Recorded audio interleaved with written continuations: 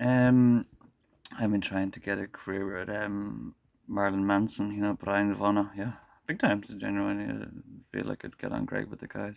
I might even meet Darcy. Um, guys and girls, girls and guys. Yeah. What am I saying? And I noticed shock rock has a bit of an effect, to be a bit shocking and to scare people a bit, like, what? Oh, got your attention, right? Used to do it to an ex-girlfriend. She had like weird bad traumas and things like that. And we were just sitting there like quiet on the bed. And I was going, oh my god, oh jeez, and I was, oh it's okay, and I just comfort her afterwards. Oh it's okay, it's okay. Yeah, I can be a bit of a prick. I've never really had a relationship that lasted longer than a year. I wonder why. So yeah, shock rock can have an effect. Oh my god, no, it's okay, nothing's wrong, it's okay. And then she felt great. Anyway, anyway, so I'm gonna scare you, and I'm actually gonna scare you. Yeah. And so be warned, this is scary. And actually, does contain very mature content. And it's hypothetical. This is a hypothetical story. I'm telling you. So that's not really. No, it is. Um, I'll get in trouble if it's a story I wrote. It's 1984. Okay. Oh no, it's not. No, that's the truth as well. Oh, don't tell them. I know. Get in trouble for talking about it. At the end of 1984, you remember here Jackson's wife, and oh, you remember John? I was just thinking this because I still haven't taken it out of the wrapping. Still haven't taken it out of the wrapping. Can we get him there? Can we get him? Is he there? Where is he? That's John Hurt in it. When's Christmas, Charlie? Anyway, pardon me. Still haven't taken the wrapping out. I don't have a DVD player to play it. John Hurt, Winston in 1984, is being tortured by his government. He's that's what governments do. They torture you. And he's like, when will it just kill me? He's like, soon, Winston. Very soon we'll kill you. But first, Winston, we'll make you love us. I probably already said this in my videos. First, Winston, we'll make. This is a weird, very gypsy thing, and this kind of weird World War II meant things going on in 1984 about weird spiritually gypsy things. So if you kill somebody, I don't know this because I've never killed. Well, I stepped on a snail or a few and I cried. If you kill somebody, you'll probably be tormented by their soul.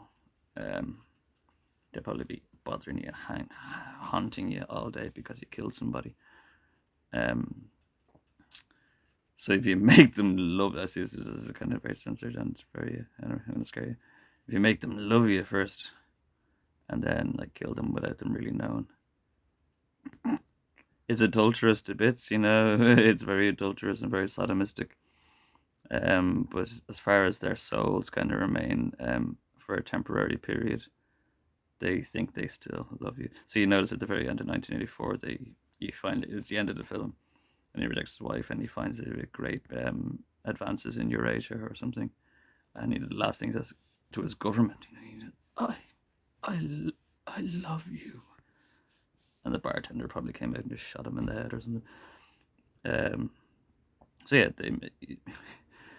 so yeah, that's a very weird gypsy. And as you notice, 1984 is like a super gypsy future.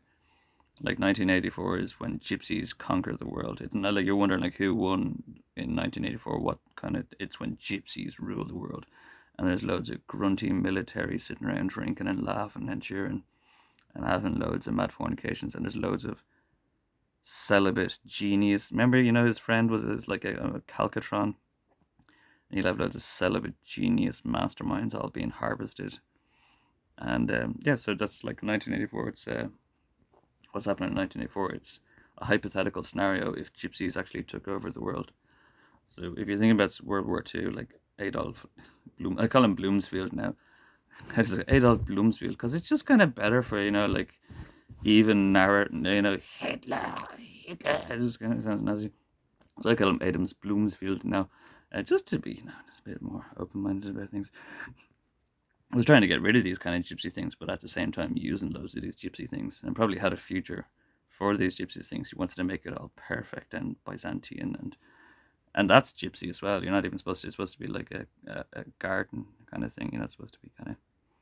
It's not supposed to be some city of German architecture and sciences, and it's very Hadesian. But yeah. So now this is the part where it gets scary. So if you don't yeah. Anyway, frightfully honest. That's where it gets frightfully honest. So just like in 1984 is a hypothetical scenario where gypsies conquer the world, I'm just going to tell a hypothetical short story. I need a drink. Sorry guys, it's a really nice day out there. Yeah, in Ireland. Sunny, rainy. I got some skating in, so I'm happy. Skating down to bring all my cans back from my deposit. Joe. Yeah. Sorry, I'm going to need this before I tell the story. You'll need one as well. You might want to have one now. Because I'm going to scare you now with my story. It's not my story, it's the story I'm saying. It's a hypothetical story, like 1984, of when gypsies conquer the world. So there's, where do I start this? I haven't even thought it through. There's a young girl, and she's, I don't know, she's online, whatever. She's on TikTok, or I don't know, I've never been on that. I've never went near that. Like, I had a bad and right thing ideas from the start, I think. But she's online or something, and gets contacted by some guy in Florida, we'll say Illinois, Florida, and it's like, I'm gonna make you. Contacts her and tells her, you're actually an angel child. You're actually very, very special, young girl. You're actually, you have a star. You have a star, and you're bound for stardom. And he contacts her and he meets with her and he arranges this massively wonderful pop star. Your dreams, you know, I'd call it a doll, you know, your dreams, doll. Your dreams, dear. And I'll make that all a reality. Well, no, sorry, excuse me. But yeah, so, you know, all the clothes in the world. And so they go, yeah. And, you know, she's so hyped up about it. Mom and Dad, I'm going to be a pop star. It's going to be amazing. Off in the Caribbean, man. And hanging out around Aruba, Barbados, Bolivia, you know, kicking it, man. Florida. And living some dream. And a very good album results in Brazil. You know, we had some really good album results. And real, and it's like, whatever you want. And the girl gets everything she wants and ponies. And, you know, she just turns to this guy that came out of nowhere, this night in the dark, and gave her, and she just looks at him and like, I love you. I love you so much. Thank you for making my dreary little life in Ireland, or sorry, Wales, or anywhere. Thank you for coming and letting me know about my stardom and my perfect life. And thank you. Like, I have no idea how I would just drifted off into a crappy little job and got a honest career as a childcare worker for a local school. You made everything so wonderful.